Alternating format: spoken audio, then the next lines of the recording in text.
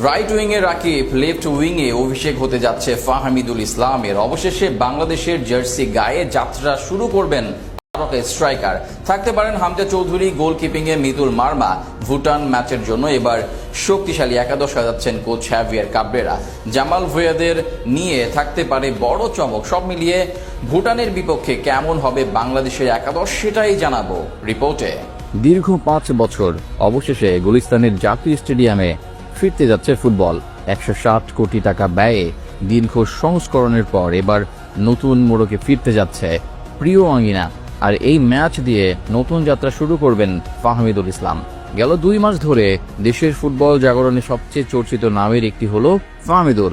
ভারত ম্যাচের আগে সৌদি আরবে ক্যাম্পে যোগদান, শেষ সময় এসে চূড়ান্ত স্কোয়াড থেকে বাদ পড়া, সব মিলিয়ে অনেক নাটকীয়তা জন্ম নিয়েছিল তাকে ঘিরে। তবে অবশেষে সবকিছুর অবসান হয়ে বাংলাদেশের জার্সি গায়ে অভিষেক হতে পারে ইতালিয়ান প্রবাসী ফুটবলারের। এদিকে সিঙ্গাপুরের বিপক্ষে মহা গুরুত্বপূর্ণ ম্যাচ থাকলেও ভুটানের বিপক্ষে ম্যাচ দিয়ে দেশের মাটিতে অভিষেক হতে পারে হামজা চৌধুরীর। গতকাল দলের সঙ্গে যোগ দিয়ে এখন নিয়মিত ঘাম ঝরাচ্ছেন অনুশীলনে। তাদের নিয়ে শক্তিশালী একাদশ গড়ায় মনোযোগী কোচ হ্যাভিয়ার কাবরেরা।